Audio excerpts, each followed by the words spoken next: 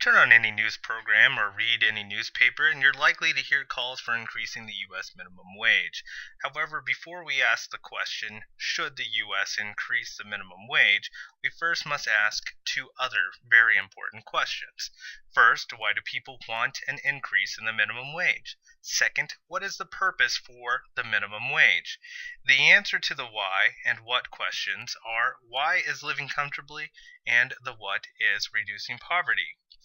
The effect on poverty is not as obvious as the proponents would have us believe. For them, the argument is best summed up by Jeanette Wicks Lim in her paper The Working Poor, a Booming Demographic, where she says a restaurant could cover a 20% wage hike by raising prices 1 to 2%, taking a $40 bill to $40.80. This, however, only takes into account the cost for the rising wage of the company's employees. It does not take into account the rise in cost of other materials used by the company. We will use Larry DePue's experience managing a fast food restaurant as an example.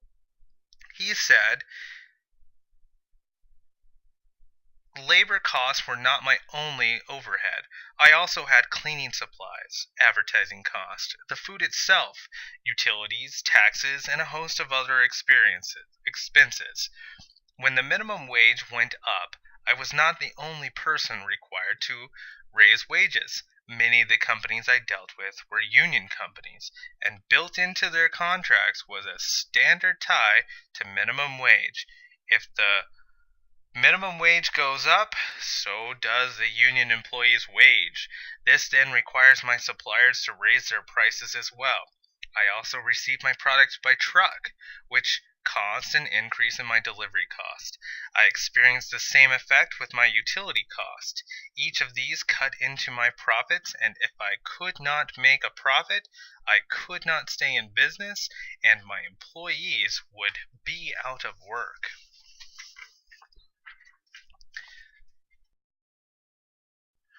While we see the actual minimum wage has outpaced inflation, the effect on the level of poverty has been minimal. Here we have a graph that shows the effects of minimum wage in the past. While we see the actual minimum wage has increased, the real economic benefit to families has been nullified because of inflation.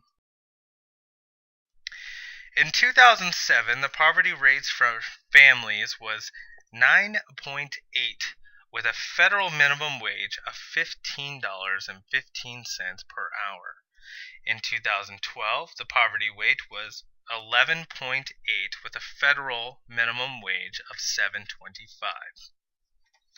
According to a survey conducted by Duke University and CFO Magazine, many of America's chief financial officers are worried that President Barack Obama's proposed wage hikes from $7.25 an hour to $10 an hour would have a negative impact on many job industries.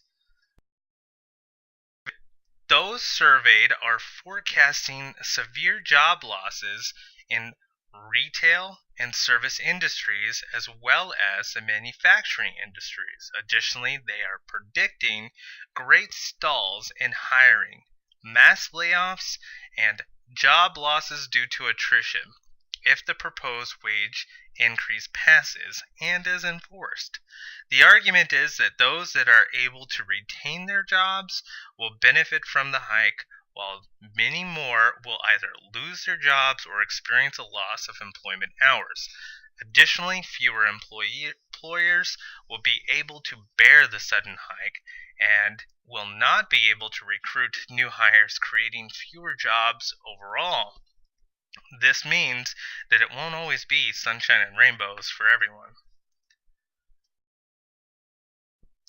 More than half the people that work for minimum wage are under the age of 25 and trying to get through college, most of which do not have the skills or experience to offer a company. It makes sense to have people with minimal skills working for minimum wage.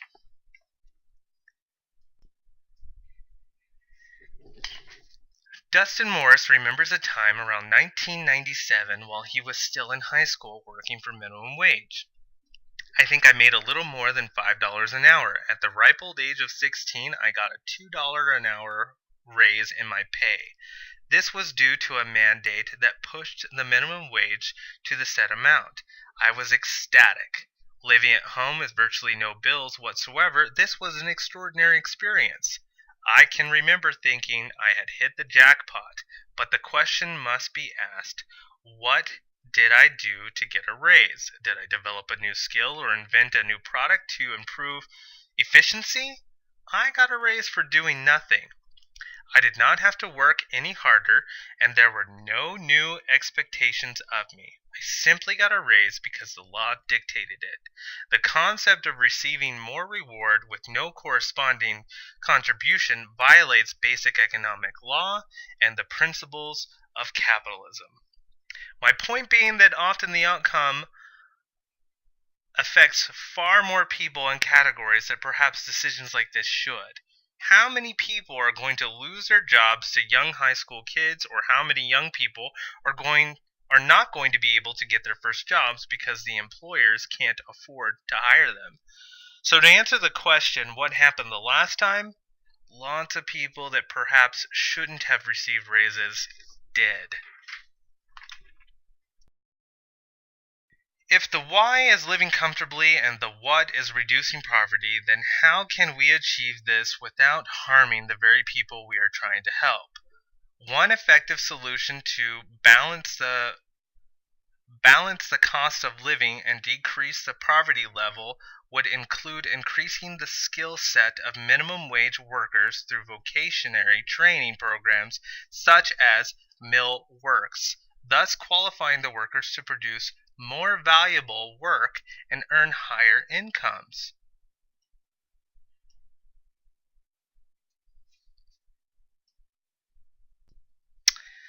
Quote, I'm for doing good to the poor, but I think the best way of doing good to the poor is not making them easy in poverty, but leading or driving them out of it. I observed that the more public provisions we made for the poor, the less they provided for themselves, and of course became poorer.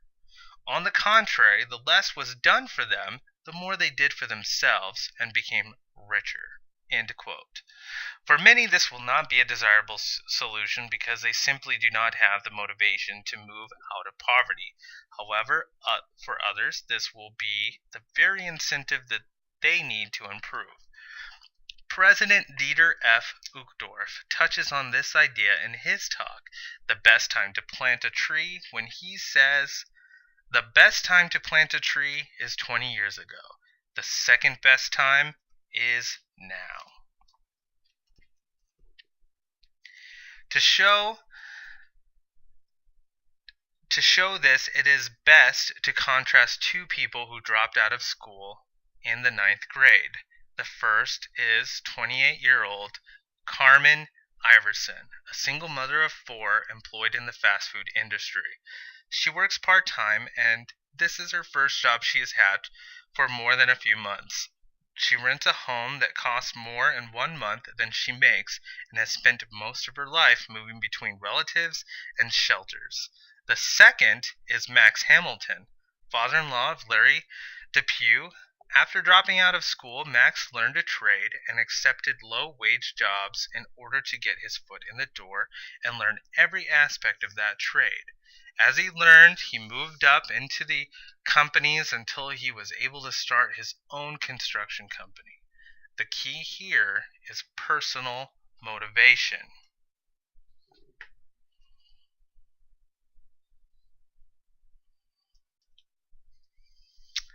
Should the U.S. increase minimum wage?